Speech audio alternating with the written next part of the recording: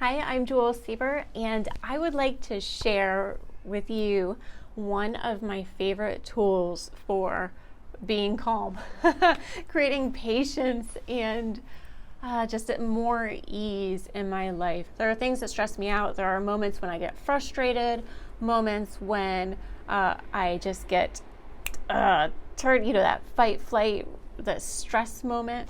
So when this happens, it's not great for our bodies. It's not great for our mental health. It's not great for our emotional health. It's not great for our relationships, because when we're in these moments, we tend to say things that we regret. So what to do? Well, the best thing I like to do is called tapping or emotional freedom techniques. And what this is, it's an acupressure technique where you tap on different points on your body. They're actually along the energy meridians of your body. And you tap on these points, and you can either just breathe, feel what you're feeling and breathe, or you can say the things that you're feeling. Like, I'm so frustrated right now. This person makes me just want to scream and be a terrible person, and I can't believe you said that. Whatever negative things you're feeling or thinking. And what this does is, when you tap on these points, it sends a message to your amygdala to turn off the fight, flight, freeze response. So your stress hormones actually lower. It's amazing. Scientists are studying this. They're not sure why it works, but they know it does work. So the stress hormones lower in your body.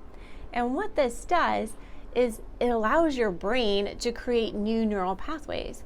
So you're having these thoughts and these emotions, but you're not having this internal stress response, like your heart racing, sweating profusely, and you create new neural pathways so that you get your immediate calm now, and then in the future, when these thoughts come back, either it won't trigger you or it'll trigger you in a much less intense way.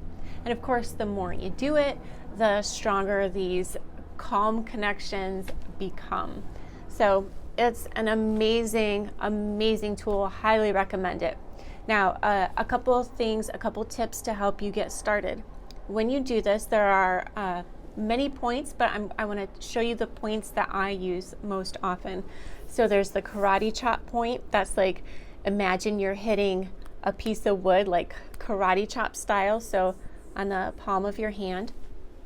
Then if you were to take your fingers on your ears and draw a line to the top of your head, that's one.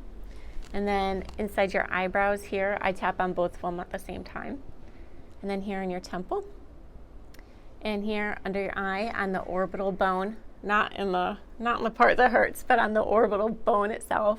And then under your nose, above your lip, and on your chin. Hello.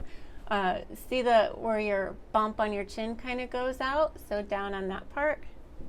And then your collarbone, like a couple inches under it. There's that indentation right here under your collarbone. If you were to rub that, it's kind of tender. So that's the other spot.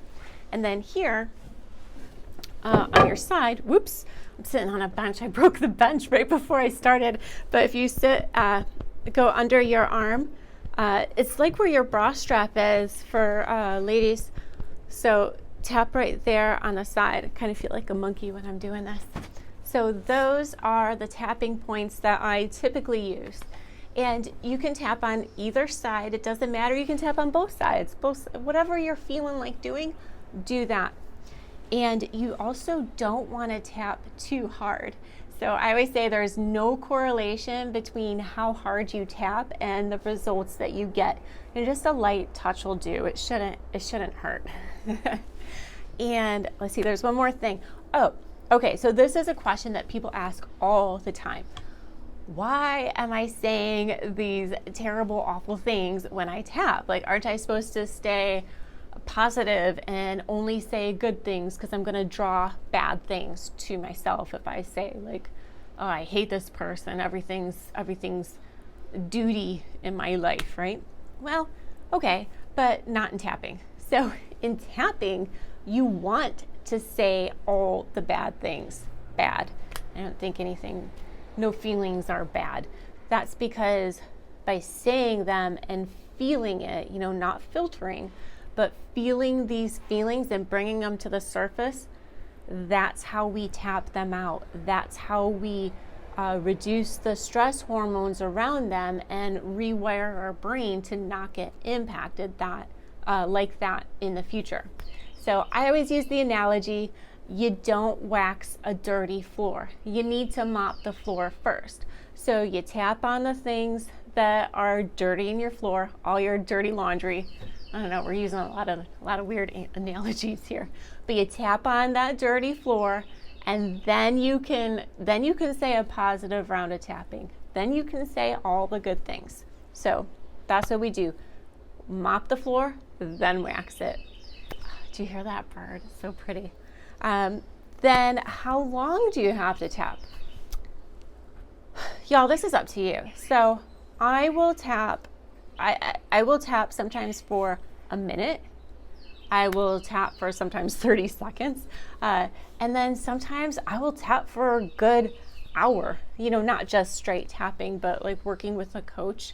Tapping coach will do tapping and talking and tapping and talking. So it just depends on the issue that you want to do. Now, if you're doing it by yourself, you're probably not going to tap for that long, right? I mean, probably not. But I would allocate anywhere from like 30 seconds to, 6-7 minutes a day for tapping. You can even make it shorter. If you do 2 minutes of tapping a day, if you do 1 minute of tapping a day, that's bringing you closer. That is that much more goodness that you didn't have. So don't make it complicated. Don't make it hard. I used to think like I had to make it this big, perfect production. And you know what? When it's a big, perfect production, it just doesn't happen. So don't make it into a big, perfect production. Just do a little bit. Make it easy for yourself. Make it fun. And that way it'll be an easier habit to form. If you have any questions, I have a little guidebook, Getting Started with Tapping Guide, and I have tons of videos. So just drop me a note, and if you have any questions, and I will be happy to answer. Thank you. Bye-bye.